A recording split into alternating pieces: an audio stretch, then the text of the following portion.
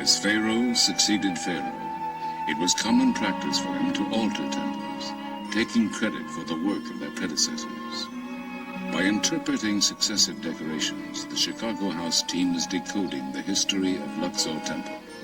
صباح الخير. صباح الخير بخير. ازيكم؟ دكتور. كويسين؟ الحمد لله. سلامات. As the glory of pharaonic Egypt faded, people built houses inside the temple. Their debris buried much of it for 2,000 years. When excavations started 100 years ago, the stone walls were suddenly exposed to the air. Since then, salts leaching out of the stone combine with moisture in the air, creating crystals that slough off, taking the images with them. The salt on the walls makes our work urgent. The reliefs are being dissolved, so that within a period of 200 years, the temple will still stand, but all of the decorated surface will have flaked off.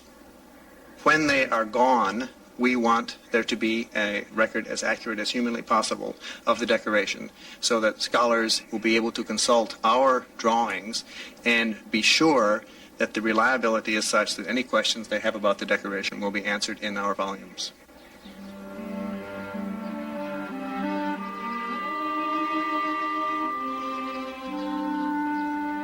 When the gods were worshipped here no more, great portions of the temple were dismantled. Large blocks were broken into smaller pieces for reuse as building material. Thousands of them have been collected over a 30-year period. Chicago House is conducting a systematic search of the fragments to reconstruct a section called the Lost Colonnade.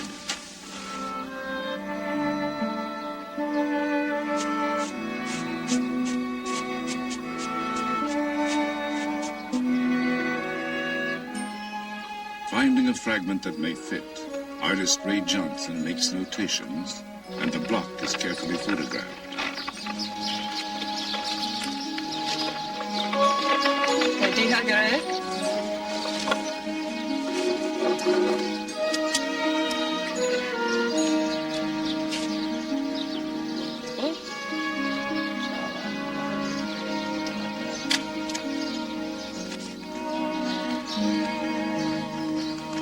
An artist pencils, then inks in the lines of the photograph, making corrections and replacing what time may have removed.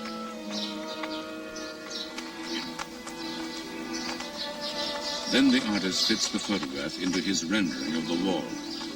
Only the areas within the inked lines have actually been found. But from the salvaged fragments, it is sometimes possible to reconstruct the entire design created by the original artist 3,000 years ago.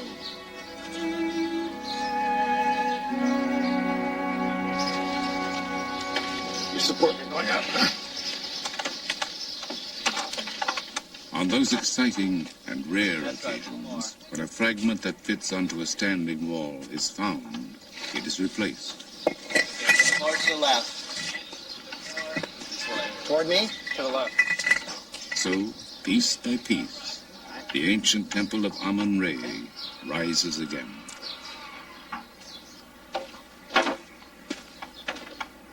The investigations of Chicago House have revealed that the Colonnade of Luxor Temple is the major standing monument of Tutankhamun. To completely evaluate its architectural history, the inscriptions at the top of the structure must be photographed. Ladders reaching 5 stories high have been assembled.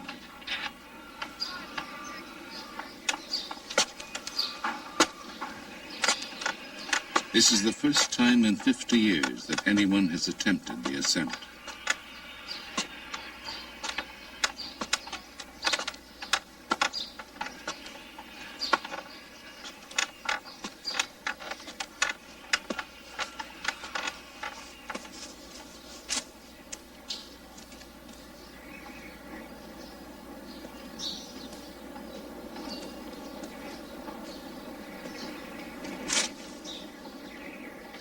On the 70-foot-high columns, Dr. Bell studies the techniques used by the artisans of antiquity.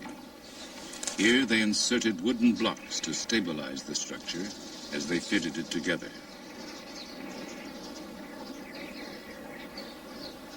A roof once covered the colonnade, but it fell or was removed sometime before 1600 AD.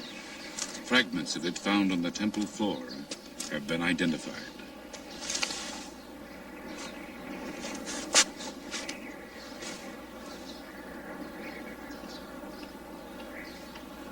In assessing the temple's past, Dr. Bell's thoughts inevitably turn to its future. Paradoxically, the vibrations caused by the endless footsteps of the tourists who visit each year, even the carbon dioxide they exhale, are eroding the irreplaceable treasures they come to enjoy.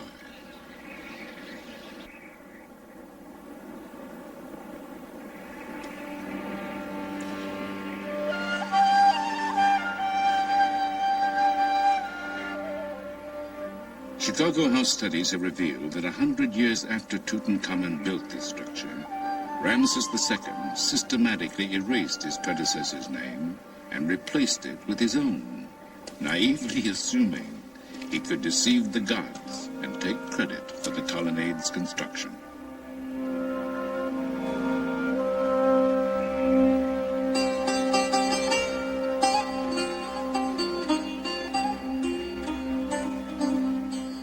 But Ramses also added to the majesty of Luxor Temple.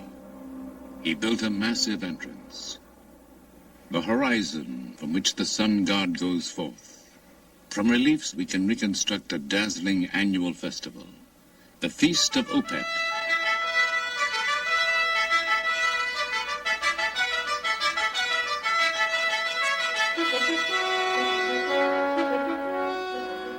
With the Nile in full flood, the golden statue of the god Amun-Re has been brought to Luxor from Karnak in his boat shrine.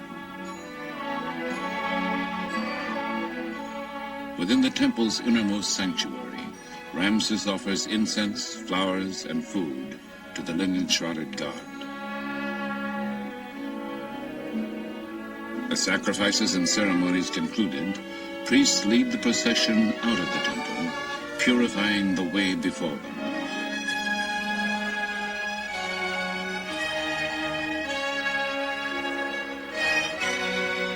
Thousands of citizens crowd the waterfront to see musicians, Nubian dancers, soldiers, and priestesses accompany the procession along the Nile.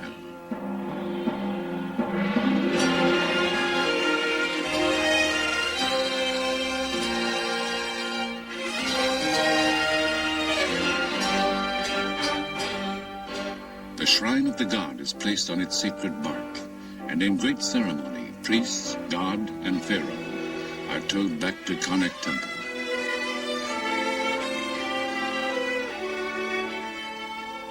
Ramses' favorite queen, Nefertari, and the royal princesses greet the procession as it arrives. Concluding nearly a month of worship and revelry, the royal couple enters the great temple of Amun at Karnak.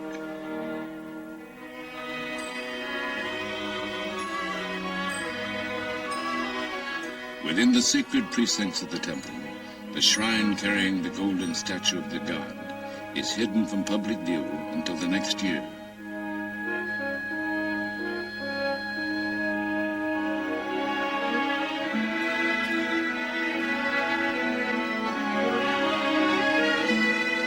Symbolically renewed and reborn, the divine King Ramses advances toward the innermost reaches of the temple, where no common mortals are allowed to venture.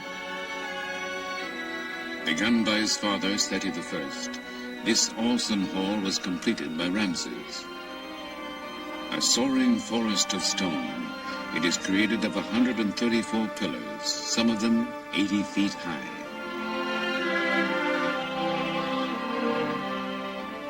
Ceilings and columns are ornamented with Ramses cartouches, magical ropes that surround the king's name to protect him from evil.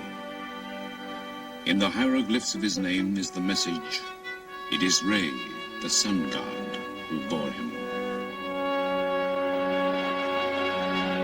From the sun god, the pharaohs drew their right to rule, their divinity, their legitimacy, and crowns. So they constructed this mighty city of God.